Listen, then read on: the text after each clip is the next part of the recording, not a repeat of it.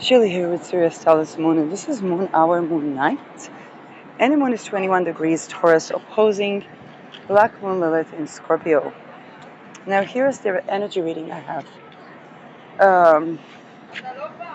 Two things around that. One is that for some of the people in the collective, there have been certain people, or even, it can be even one person, that gathered around a group of people that relied on a certain story that was a certain storyline.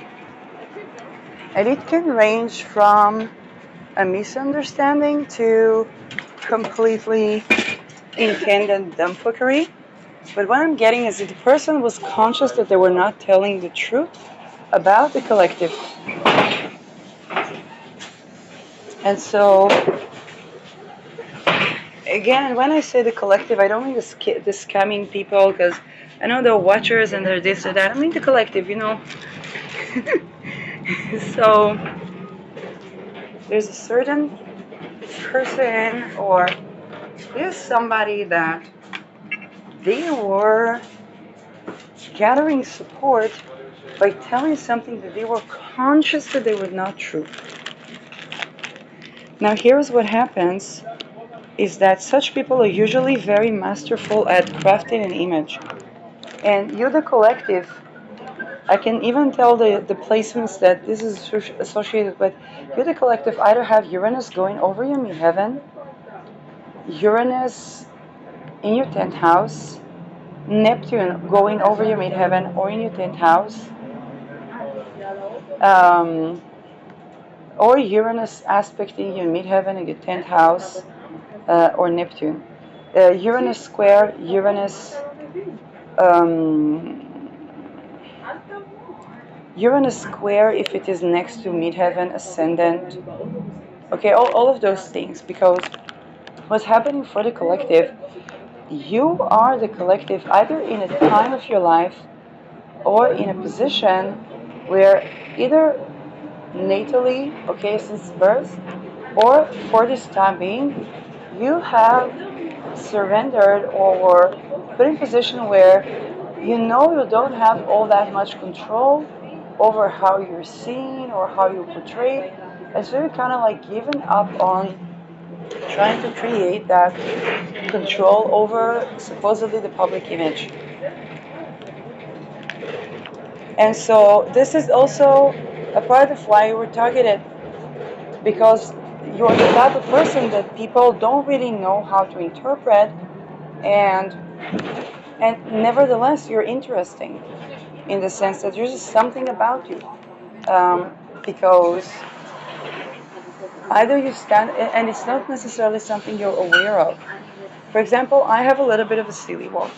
So people usually notice my walk before they notice me. It's not something that I could know unless somebody told me. Yeah, Shirley has this weird walk. I have Uranus in my 10th house. Uranus is the planet of silly walk. And it's in Sagittarius that rules butt and feet. So I don't have a particular butt, but but I have, my own silly walk. And or I wear these Birkenstock shoes and, in any weather. And so, okay, not in snow, but here's the thing, not much snow in Israel. And so, even when I was in Netherlands, it was 14 degrees and barely any snow. And then it was going down to almost a 0 degree, but barely below zero. And just because COVID, they kept the shelter on. So, yeah, and so for you, the collective, you're that type of person that people could so easily misjudge. Now, there's this energy was very successful because they're usually masterful at crafting an image. But here's the thing, just the thing that makes it impossible for you to control your image is exactly why it's impossible also for others to craft a story around you, and for that story to stay coherent for a length of time. Okay? And that sparked some interest. And this has also created a situation where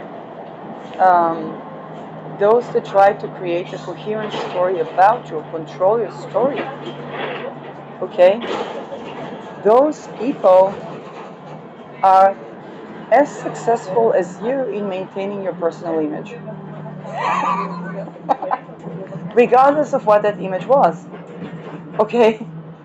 And so, I remember it can go in various ways. For example, I remember in 2007, we were scheduling it was August 18, we were scheduling to travel. And a couple of days before that, we found a dog, took them to the shelter, and then took him to try to find an adopted house. And then we tried to create photos of the dog. And this was a Newfoundland dog, one of the most beautiful breeds. In the picture, it looked like an old homeless dog, completely not photogenic. And that dog ended up traveling with us, and in Switzerland it got the name Wassermann because it was bathing in the iciest of rivers.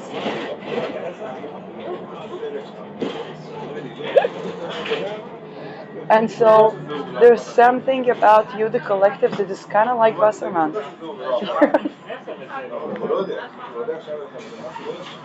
If somebody was seeking to trade you, you suddenly begin to look like this thing that is not even living anymore.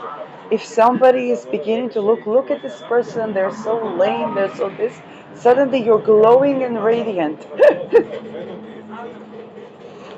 And there is just something about you that doesn't go with the image that somebody tries to attach to you. And that has a hidden blessing. Okay? It has a hidden blessing, and this is something that can, and because it is a hidden blessing, then not you and not the people around you, particularly if something with Neptune, not you, not the people around you, understand how to bridge you to the collective.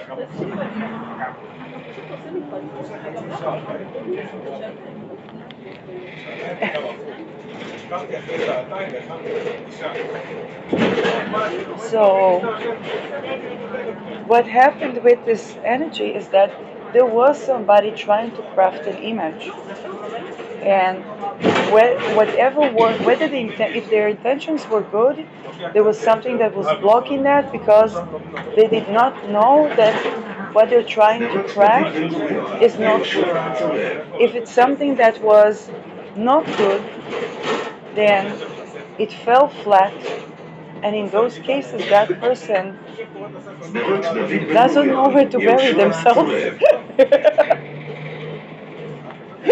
Because they were so convinced that they will manage to get everybody to believe. And here is how it works.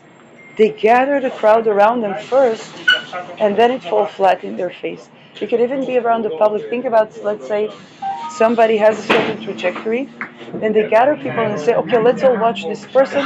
Go, bring the popcorn. And then what they expect to happen is not happening.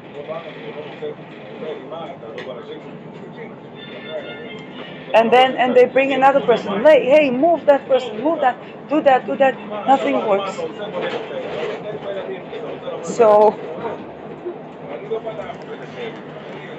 and up until they gathered those people, they can be trying that in isolation, and then something works. Then they try it in isolation again nothing works. So,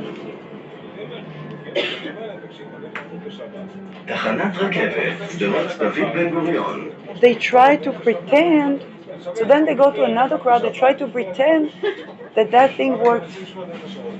And they try to give out the message that, let's say, you're the talk of the city, you're the talk of the town. And well, basically, by that time, the talk of the town is the person that gathered all these people around them. It says, look at this person, look at this person, and nothing happened.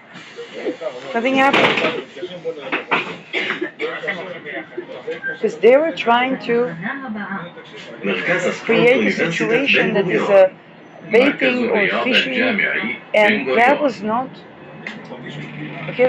being created.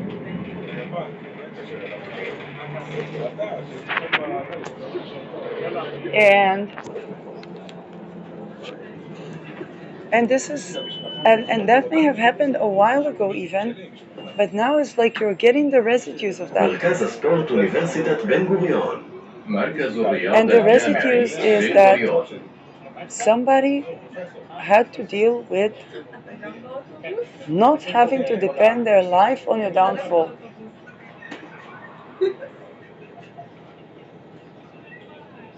They had to redistribute their energies.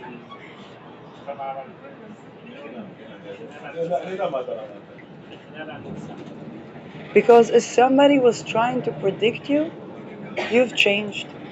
And for you, the collective, you know this energy about you. If you try to predict you, you change. The only people that can be around you are people that have a closer frequency to unconditional love.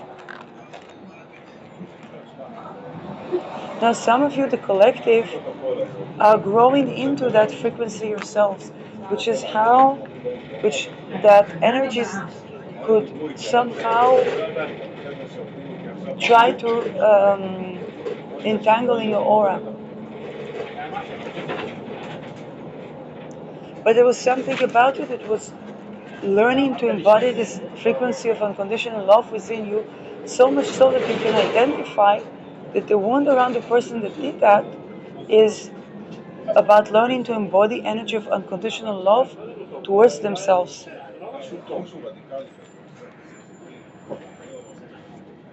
And perhaps you at a certain point embodied that energy. And because you embodied that energy, you began to set boundaries. And it was with love. Then they went through a crisis of violation. And as they were trying to violate you, your boundaries became fiercer and fiercer. And as they were trying to, so for some of you, even somebody was trying to be, whether they were part of these people that were trying to paint you in a certain way or not, somebody might have even tried to try to create a boundary with you that violates boundaries. They try to make you agree on a certain rule or boundary that violates boundaries. And you said no. And continuously they tried, and they were switching from being charming, anxious and throwing things at you, and charming. And neither the frequency of charm, nor the frequency of threats, nor those completely helpless breakdowns that they were having was working with you. Because none of them would get you to compromise the boundary that maintains sovereignty. Now, you know, for you, that is also not good for them too. If they were successful, it's not good for them. Inside, they know it too.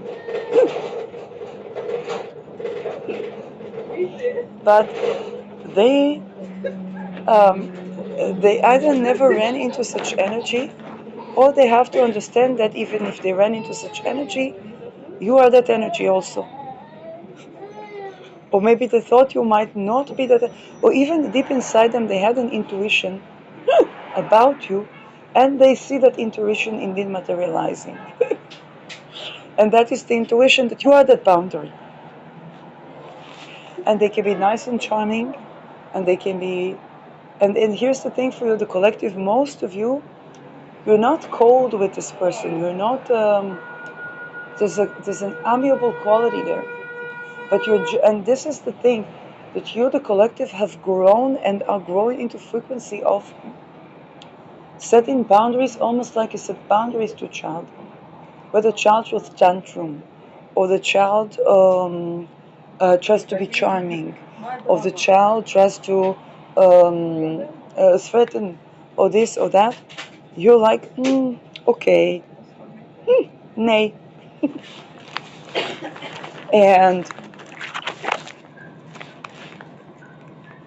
and somehow one of these energies, that energy I'm talking about, they may even have it in them. They may have it even naturally in them. And there's still something that they need to grow into, and so is the collective, Saturn. And so is the collective, which means that you and the collective are growing into this frequency of unconditional love, in sense that is not violating sovereignty, but is supporting sovereignty. You're unconditionally loving, and thus set the boundary with love. And that boundary can be very fierce, but you set it in a way that one sees that this boundary is not to be violated. And there are implications to violating that boundary. And you're not, and here's the thing, it's happening through energy of love. And I don't mean necessarily erotic love, but actually just genuine. You have, there's something about that energy, that their love energy was used to misuse boundaries. Or they were seen with whom they can misuse, with whom they can, okay?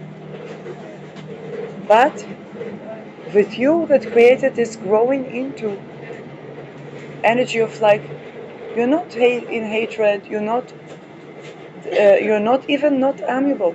You're just like that note. Almost like you set boundary to a child, but without being without being patronizing. Which is actually also for parents, because for parents is also, parents are not supposed to be patronizing. And there's something, Moon 22 in Taurus as I speak. And there's something about that for you, the collective, this may be what this was all about.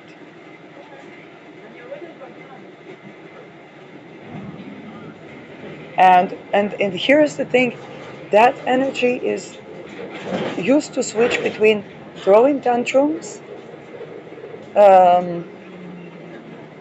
being by sending proxies,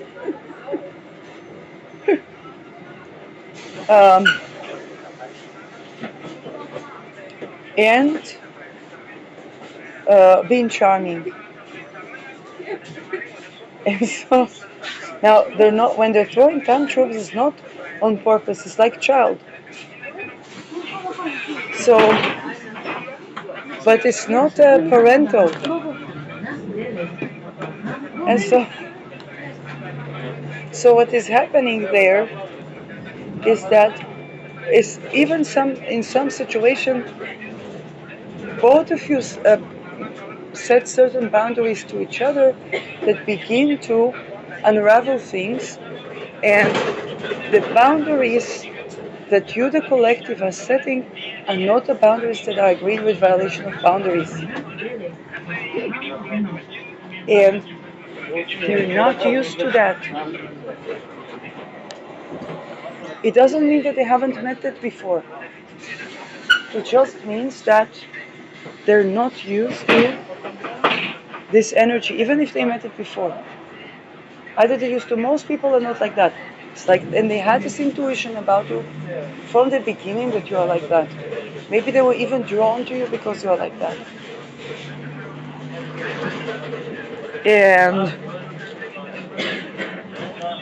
And this is a benevolent karma that's taking place here. because, and for you, the collective, maybe in the past you did go through nervous breakdowns, you did go through being reactive, you've been, but this was you growing a certain boundary that you didn't even know how to set. And to be very honest, those are boundaries that you were never even supposed to set. But this is boundaries that have to do with your, thank you, not being too, how should I say that? It almost gives you like a self-parenting energy that is positive. Because in your treating that, you're not treating that person like a child. That's the thing. You're not being patronizing, but you're also standing your boundaries in a way that is amiable, in a way that is unconditionally loving. And for some of you, the collective, it can be like you just can't help that because there's always nice energy. There's always this joyous energy. And that's something that was missing in your life. And perhaps also with that energy, but it's not about being busy for what the experience of other people, but more that you basically regain your sense of self and sovereignty and not being too excited about those tantrums, which means you are crossing through, breaking through, but more crossing through. You're crossing through a timeline where you were supposed to be hijacked, but you weren't. And it is by this unconditional love frequency where you see, basically, something comes from what Annika Lucas described, where she was, in her case, she was child, but she was seen, if even somebody was coming to violate her, she was seeing all of their insecurities, all of the things, their wishes, their this, their that. But for you, the collective is not so much seeing all of the insecurities of that. It's just having a love frequency that you basically set a boundary. Okay, that case is not about being violated. And you don't do that with hatred or with grudge. You set that boundary. Something in you even knows that this is what it is.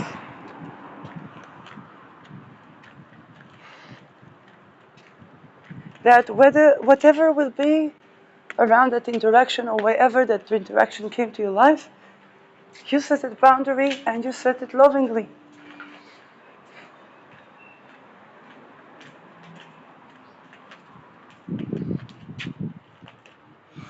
And so the juxtaposition of this energy and energy of people that had orchestrated to paint you in a certain image is all.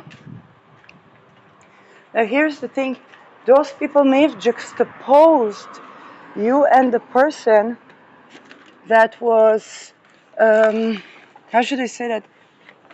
You know how these things where it looks like manifestation, but it was orchestrated.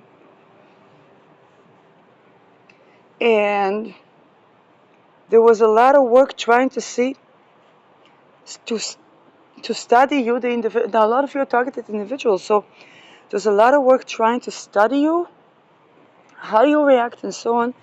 And then they were doing this juxtaposition.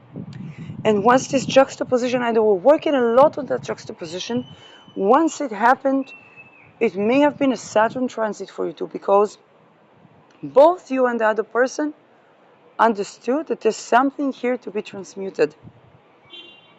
And while two things were not happening. One, you were not, how should I say that? You were not living without solving the problem. So let's say somebody tried to put you in a situation of being trafficked or being homeless, and they juxtaposed you with person. And that person is in key position. Maybe one of those skulls and bones, maybe one of those weffing, maybe one of those, secret societies. And you said, Mister. Whether astral or not, you said, Mister. This is not about the usual person-to-person situation. I need housing, I need my security, I need my freedom to express myself, I need my sexual sovereignty. All these things, no, I'm not going to just let it go. I have right to express my opinion about this move or that move, that affects me and my life. And so what began to happen is the attempts to ignore that would create further crisis. But also there was this interpersonal thing where people would try to just dismiss people like you as they don't want to work, they don't this, they don't that. Now what happens is that all of those images, they were falling like a tower of cards. And that society had a tower moment, and the person that you were juxtaposed to was actually karmic for both of you to release a certain trajectory.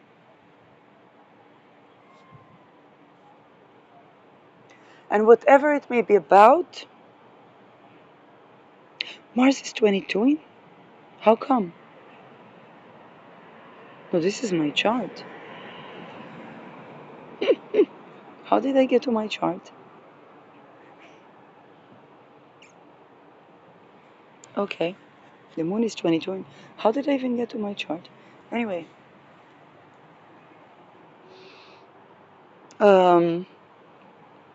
my chart is out there. The people that they all know my chart. But the thing is that for you, that person, there was something is coming to a certain karmic point in your life. And I'm getting benevolent karma. Okay, for that person, for you, is benevolent karma not because of the harm that was caused to you by both them and people around them, but also because this encounter is transmuting that harm. It's getting to the core of the issue and to resolve that core of the issue. And so, for that person, whatever it may mean, they know that they're, them being stand corrected, not about their life or life path, but basically them being stand corrected about you is something that was karmic for them. And whatever it serves in their lives, okay, we don't know. Whatever it serves in their lives, it serves shift of perspective, a certain trajectory, resolving all the things on their path to, I don't know, the next step in life and so on. And for you, a lot was orchestrated around basically your downfall to serve as a mythical storyline that here is the image of the person that is, let's say, if you think about elections, so people try to say, who is the typical so-and-so supporter? Or who is the typical person? Think about COVID. They tried to do a lot of ad hominem to the people that were asking real scientific questions about what was happening. And they tried to show Yes, the typical person is a person that eats a Burger King and now let's face it. Some of those people were eating that Burger King, but they began to ask also what's in the Burger King.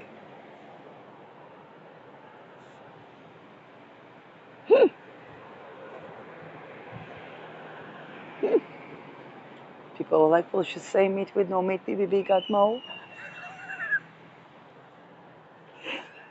And so, and some people, they were not at all that trajectory. Now, here is what happened. When this person that wanted to paint you as the mythical or the typecast of something, they were gathering people. As they were busy gathering people, you were busy taking your energy back. And so, when you were making choices by torture and not by choice, there was this certain thing, and they gather people around. Okay, look at this person, look at that, bring the popcorn, bring the this, look who is the typical ta ta ta ta ta ta ta ta ta. And then the people are like, well, you know.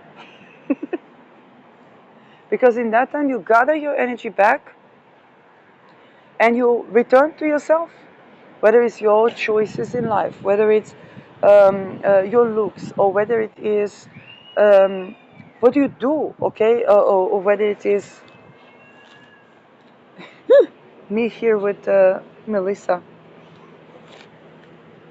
rubbing my teeth with, with leaves of a plant again. Um, and now here's the thing, if they would leave you as you are, which perhaps in the beginning they were going for that, and they would try to give their own interpretation which was not the right interpretation, and then something you would do or say would unravel that. And or if they would leave you as you are and it's like, come, you have to see this person. So people see and they say, well, this person rubbing their teeth with Melissa leaves. So it's like, this is a weird person. Let's watch. Let's bring the popcorn.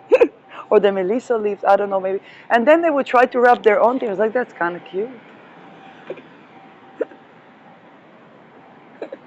And so what happens is that people say, come look at this weird person. And people start doing the weird things like the weird person. Or they give another interpretation to the things that you do. Because with those people, especially with Neptune or with Uranus, Neptune can be about interpretation as well.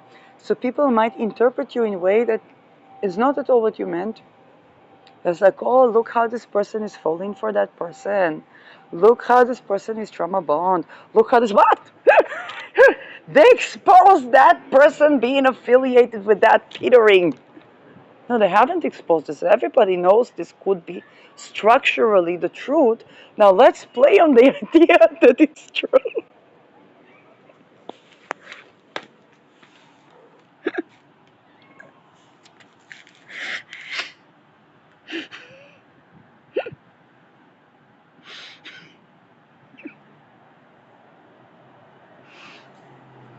And that was totally, they were looking for the typecast. Look at this Stockholm syndrome, ta ta ta ta ta ta ta ta ta. Now, here is the thing, the energy that they juxtaposed you to is very associated with all the scenario they were trying to build. And all of that all together is collapsing. But in a way, it's so unexpected because you don't act, you don't, you know, you don't act funny. You don't do the responses of like what they call it, reactive abuse. It's not reactive abuse, but you don't even do that.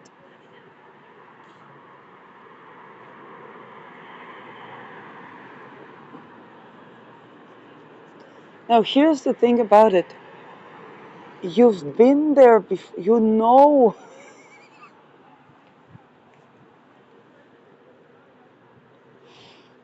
This already, like, how should I say that? This was a big culmination for both you and that other person because um, it's kind of like all the times in your past when you've tried to deal with those people who are trying to entrap you into these trauma bonds, okay, none of them is the way that you act in these circumstances.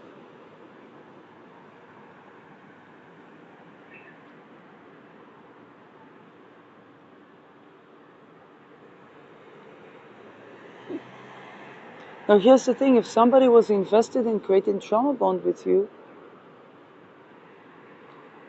or creating a situation where you leaving would mean also leaving the topics that are at hand. So you say, no, I'm not leaving the topics that are at hand. I'm not letting you get away with that, that, that, that, that, that, that, that, that. I have a right to speak my mind about that.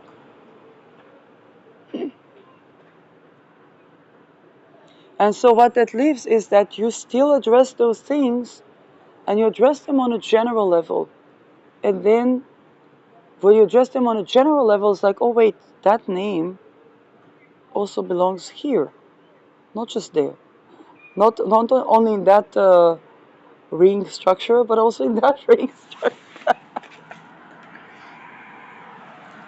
Because to get to be favored by this person, they would need to participate in that. And and then as you tend to the general topic, it's kind of like, think about the situation where, let's say, okay, well, the problem is the oil companies, and somebody, let's say, is invested in Esso, or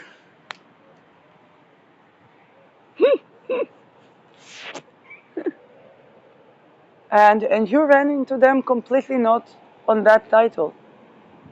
And not only that, because you're not the typecast that they try to make you to be, you also weren't looking for that particular type of information. And the juxtaposition of when you began to look at those things or to ask those questions had to do with something that's absolutely not sitting in line with anyone that is the typecast of being in trauma bond.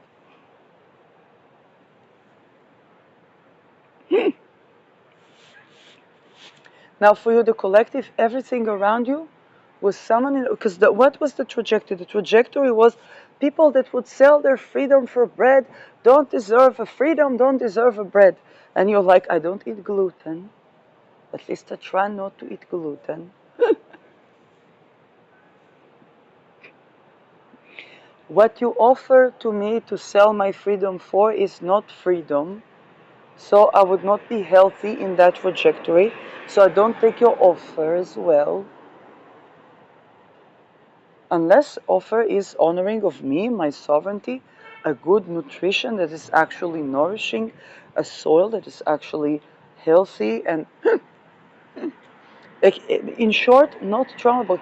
And they were trying to show who is this typecast that we are depopulating, who's this typecast that deserves to be entrapped because they're not ready to be free. Oh, who are those fool girls in those speedo rings? Yes, that the one that the da da da da da da da da da da da da da da da da. And so when they see you you are the collective, they see you and they're like, they're none of that. They're not at all like that, like the image that people try to portray. Now,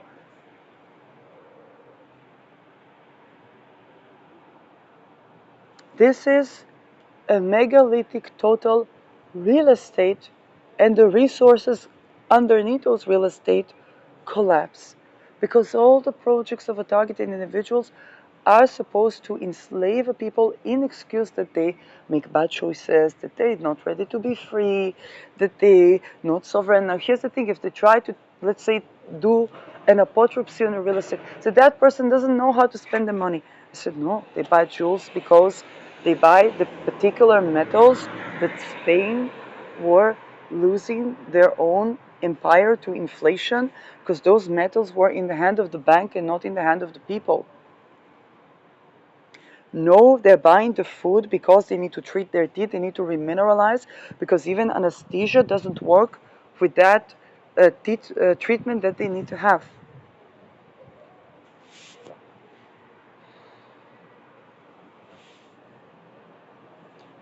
No, they use in essential oils a lot because this type of fungi requires a 70-80% of concentrate of the essential oils. It's costly. They invest in oil.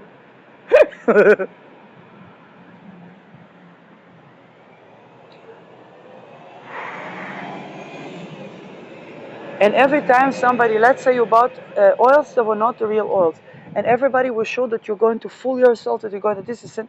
No, I'm not going to use this. Actually, I'm going to order for the oil that is actually real. It's going to cost maybe 2-3 times more, but is the energy, the frequency that I need, is the extract of the plant. Is what's actually working.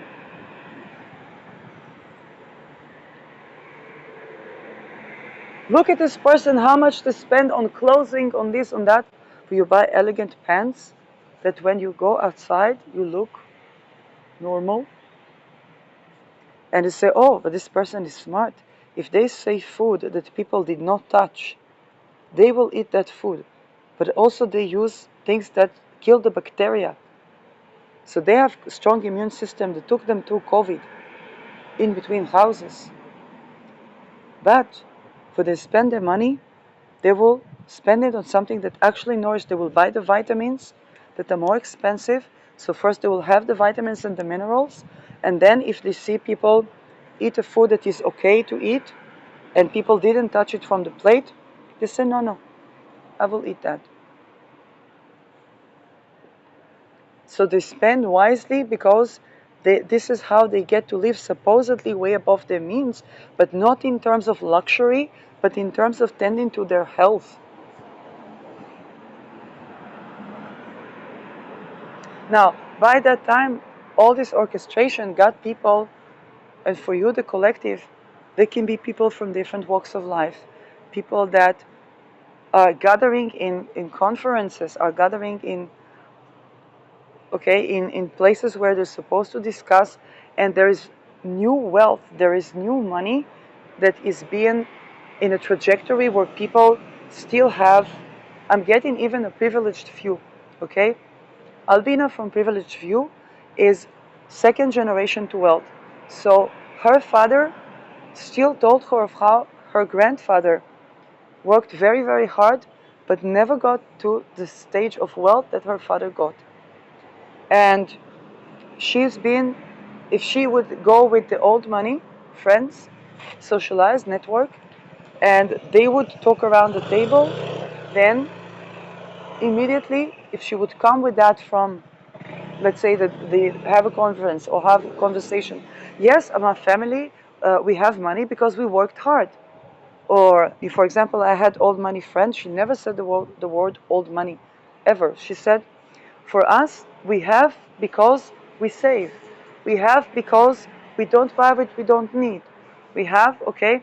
And so because she was not aware of how, let's say, people that are in deep crisis, sometimes to get the nails done or to have the son going to school with the correct phone means that that son is less susceptible to be kidnapped, depending by where, because they know how to locate that. But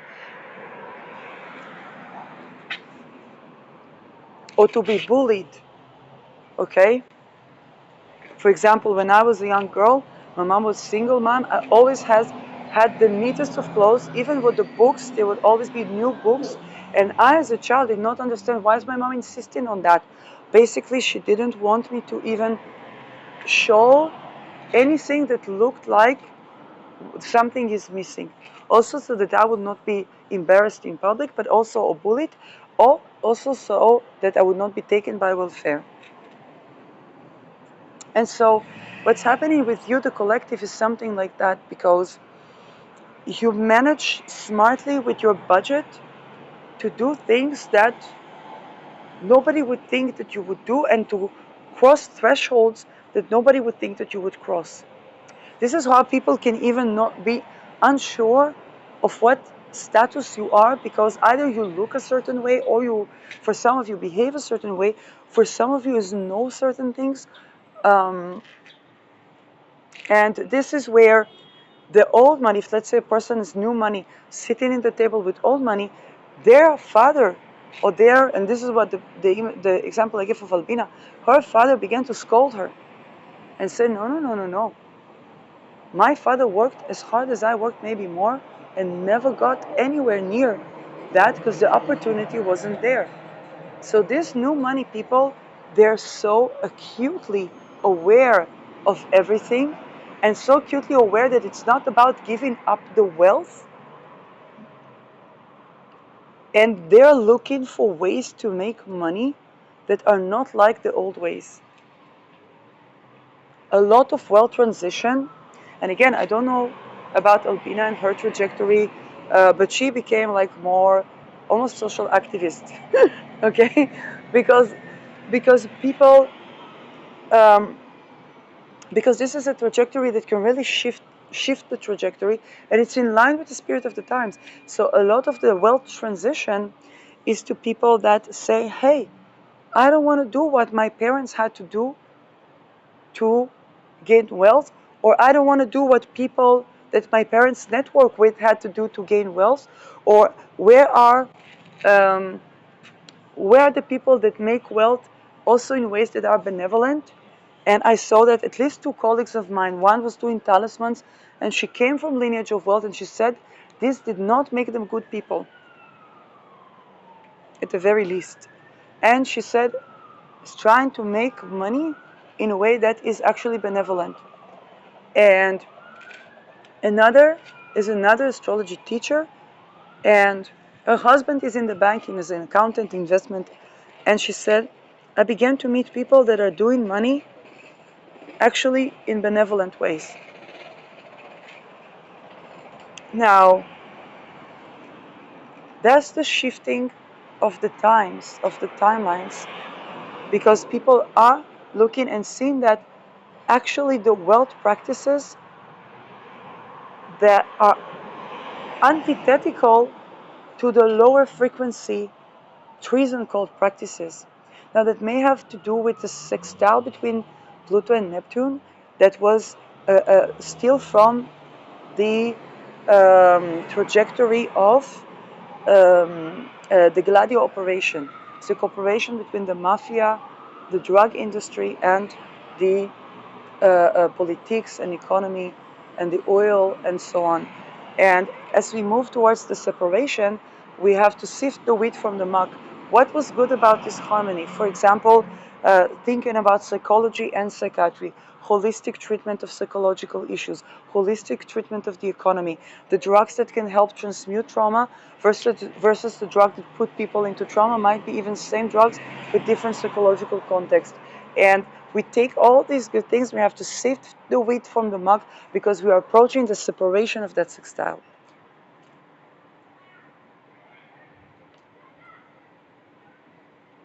And those treason cults are beginning to separate from, let's say, what was the oil giants, because I don't think we would be even working with oils in 20 years.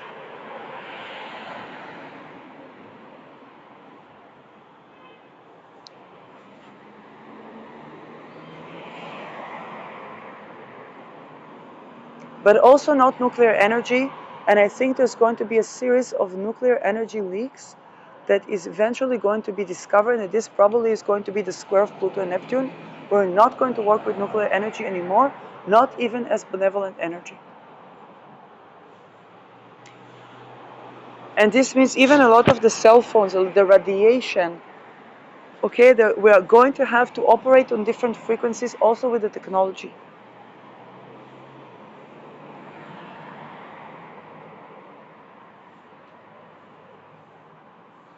So, and here's the thing about your collective. There would always be, for example, I have, it's called Hand of Fatima.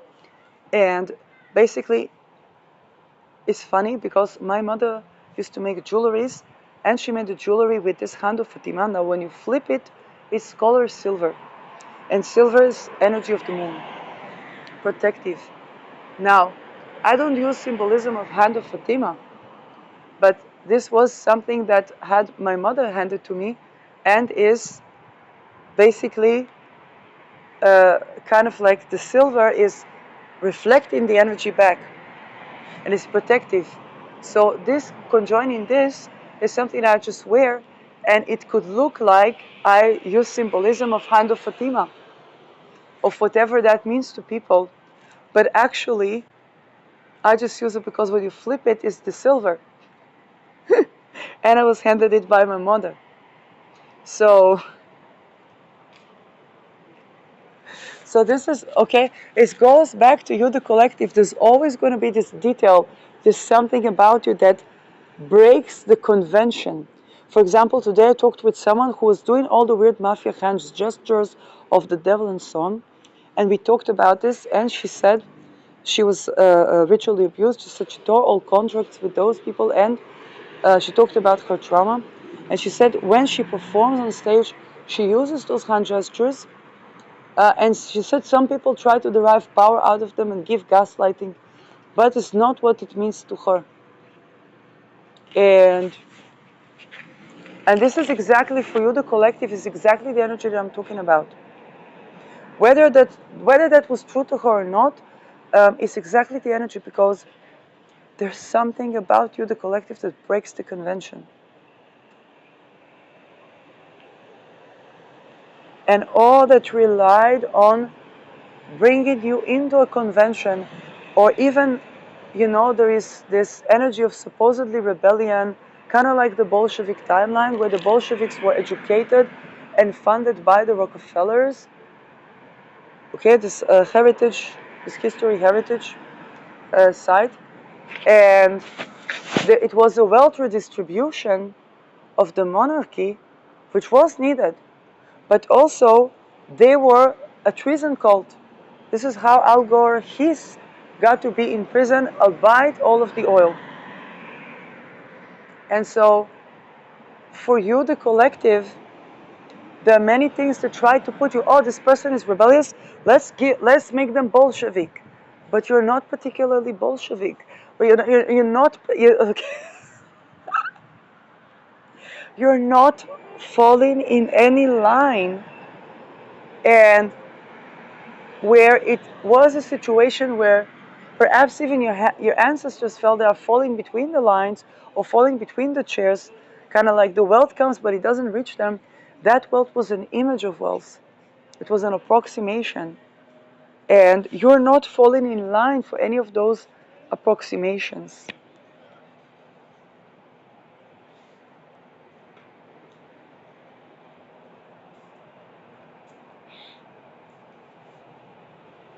And so, because your liberation from certain trajectories was self-expression, that was not something that people had any way. They didn't have a paradigm. Just like you, the collective, did not have a paradigm, and it was by design that you will not have a way to break out of this. You began to come up with your paradigms, come up with your expression. And people were trying to deal with that. And a lot of people already began to know. The certain person was already beginning to know that what they were saying about you was not true.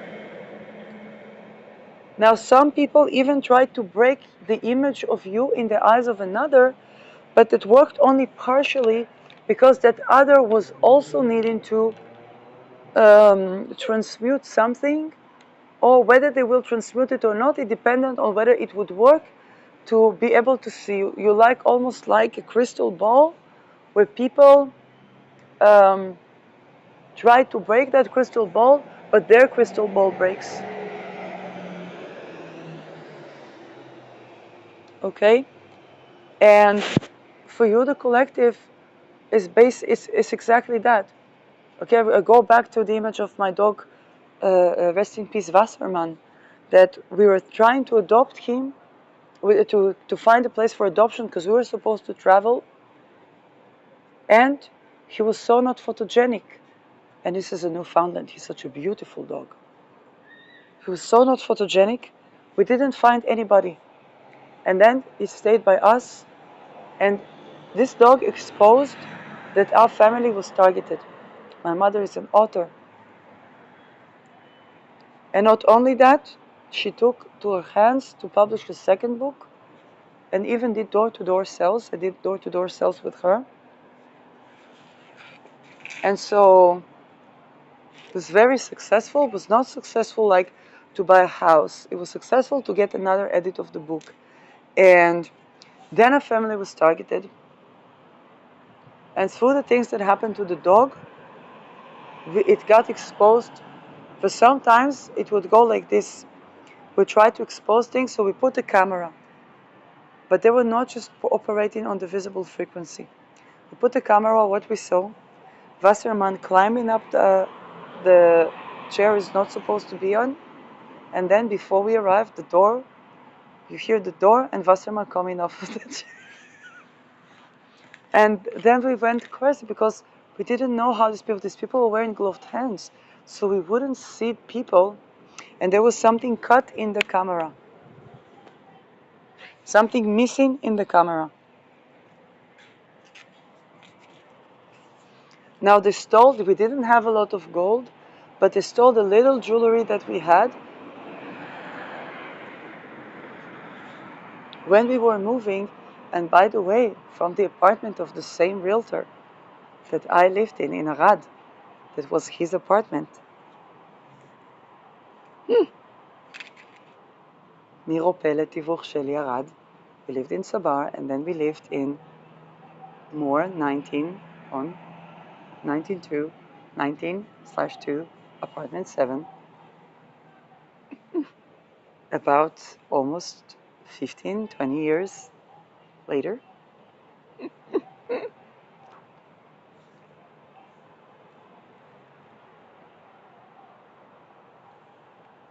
So, and when my mom came to visit me, she said, I feel very relaxed, but it's almost like there's something that is numbing, something like that makes her want to go to sleep. And I felt very numb and asleep, but I associated it to psychic attack, which was also the case, but it can be the case that they put something there that was to put people a little bit numb or sleepy.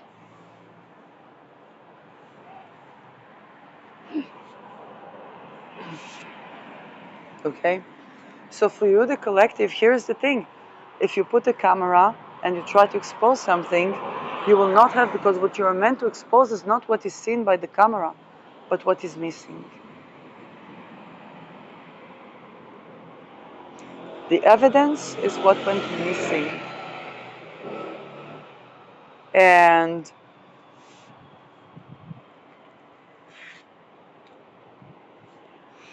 And when that happens, this basically is a timeline that neither you, the collective, or the people around you can control. People have to surrender the results. Now, the people that used to surrender the results, whether they get caught or not get caught, are usually people that are mafiosi, because that's more Neptunian.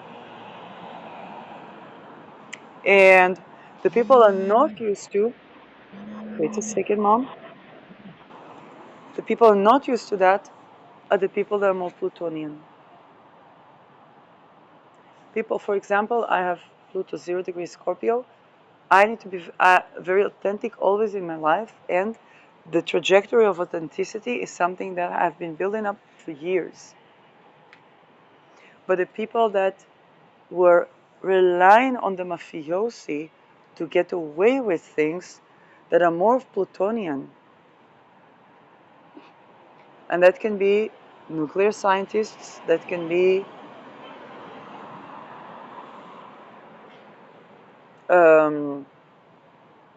oil giants, that can be economy, the maneuvering of politics, that could be occult people even as well, that they were relying on the stealth wealth of Neptune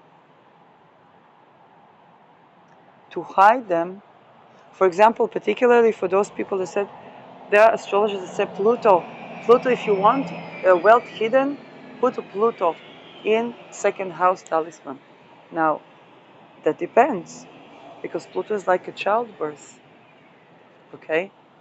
The circuit of 9 months is always there with Pluto, okay? Hard aspects to Pluto.